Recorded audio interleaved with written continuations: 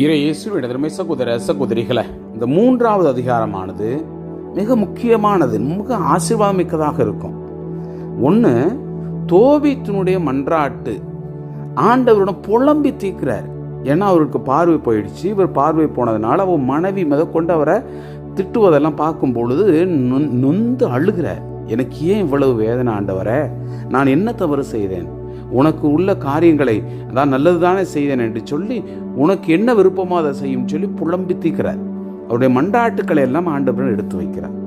அதே போல ரகுபேலினுடைய மகள் சாரா, அவள் இதோ இந்த இடத்துல ஒரு மிகப்பெரிய பாரத்தில் பிரச்சனையில மாட்டிக்கொண்டு இருக்கிறார். அவளுக்கு 7 கணவர்கள், 7 கணவரும், அதாவது ஒரு கணவர் மணந்தவுடன் இறந்து போயிட்டார், அடுத்த கணவர், அடுத்தவங்க 7 கணவரும் மணந்தவுடன் இறந்து போயிட்டாங்க, பிள்ளைங்களே எல்லாமே. இப்போ அந்த ஊரே அவளை சாடுகிறது. அப்போ பிரச்சனை இவள்கிட்ட தான் இருக்கு, இவள்னால தான் இது எல்லாமே நடக்குது என்று சொல்லி அவரை ரொம்ப ஒரு கேவலமாக நினைக்கிறாங்க. இந்த இடத்துல சாரா போய் தூக்கு மாட்டி செத்து போலாம் கூட போறா மேல, மறுபடியும் திரும்பி வந்து நான் அந்த பண்ண மாட்டேன், என் அப்பாவுக்கு அந்த ஒரு சோக செய்தியையோ அவதூறு செய்தியை கொடுக்க மாட்டேன் என்று சொல்லி மனவருந்து கடவுளை மன்றாடுகிறார். இந்த 2 மன்றாட்டுக்களையும் கடவுள் கேட்கிறார். கேட்டு தோபீத்துக்கு பார்வை கொடுக்கிறார். சாராளுக்கு தோபீத்தினுடைய மகன் தோபியாத்தை மணமுடிக்க வைக்கிறார். இதுதான் கடவுளுடைய வல்லமையாக இருக்கிறது. அன்புக்குரியவர்களே, கடவுள் நேர்மையானவர்களை ஆசீர்வதிக்கிறார் என்ற எண்ண ஓட்டத்தோடு இந்த அதிகாரத்திற்கு நாம் செவிமடுப்போம்.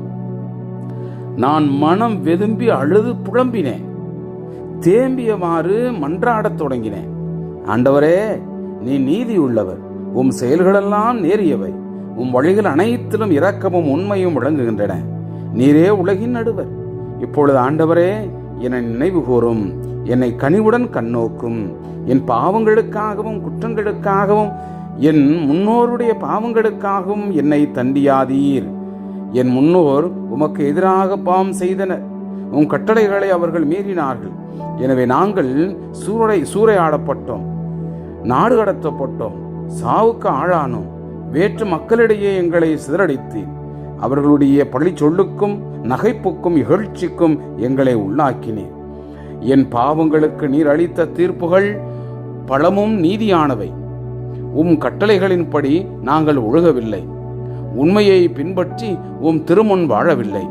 இப்பொழுது உம் விருப்பப்படி என்னை நடத்தும், என் உயிர் பிரிந்துவிட கட்டளையிடும். இவ்வாறு நான் மண்ணிலிருந்து மறைந்து மீண்டும் மண் ஆவேனாக. நான் வாழ்வதிலும் சாவதே மேல், ஏனெனில் சற்றும் பொருந்தாத அந்த பழி சொற்களை நான் கேட்க நேர்ந்தது. ஆகவே நான் கடும் துயரில் மூழ்கியுள்ளேன். ஆண்டவரே, இத்துயரத்தினின்று நான் விடுதலை பெற ஆணையிடும். முடிவற்ற இடத்திற்கு என்னை போகவிடும். உமது முகத்தை என்னிடமிருந்து திருப்பிக் கொள்ளாதேயும். ஆண்டவரே, வாழ்வில் மிகுந்த அந்த துன்பங்களை காண்பதிலும் இத்தகைய இகழ்ச்சிகளை கேட்பதிலும் நான் சாவதே மேல்.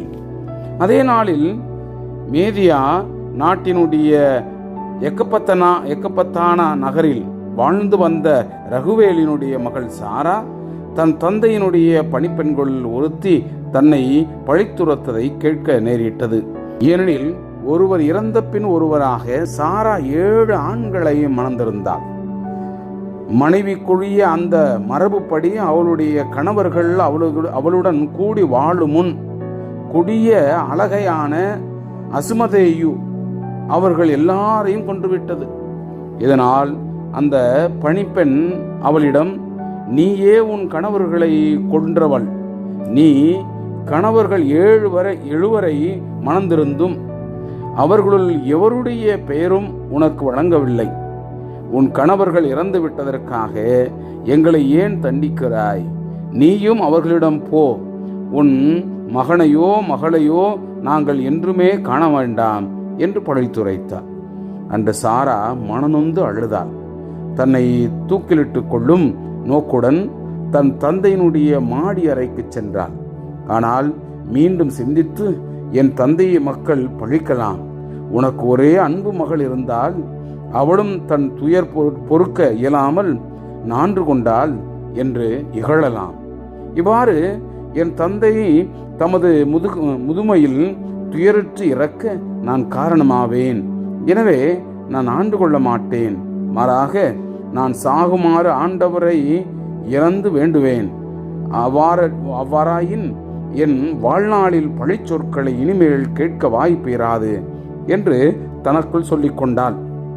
அதே நேரத்தில் சாரா பழக்கனியை நோக்கி கைகளை விரித்து பின்வருமாறு மன்றாடினாள். இரக்கமுள்ள இறைவா போற்றி, என்றும் உம் திருப்பெயர் போற்றி, உம் செயல்களெல்லாம் உம்மை என்றும் போற்றுக. இப்பொழுது எனது முகத்தை உம்மிடம் திருப்புகிறேன், என் கண்களை உம்மை நோக்கி எழுப்புகிறேன். இவ்வுலகிலிருந்து நான் மறைந்துவிட கட்டளையிடும். இதனால் நான் இத்தகைய பழிச்சொற்களை இனி கேளாதிருக்க செய்யும்.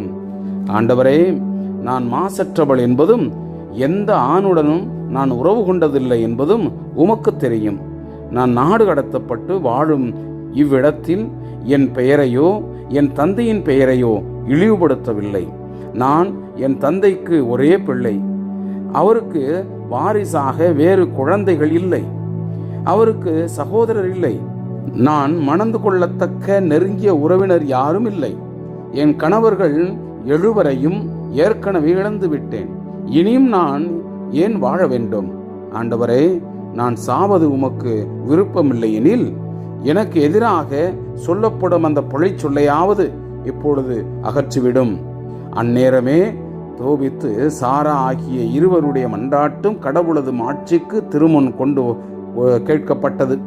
தோபித்து தம் கண்களினால் கடவுளுடைய ஒளியை காணும் பொருட்டு அவருடைய கண்களிலிருந்து வெண்புள்ளிகளை நீக்கவும், அவருடைய மகன் தோபியாவுக்கு ரகுவேலினுடைய மகள் சாராவை மணமுடித்து அசுமத்தேயு என்னும் அந்த கொடிய அழகை அவளிடமிருந்து விரட்டவும், இவ்வாறு தோபித்து சாரா ஆகிய இருவருக்கும் நலம் அருளவும் ரபேல் அனுப்பப்பட்டார்.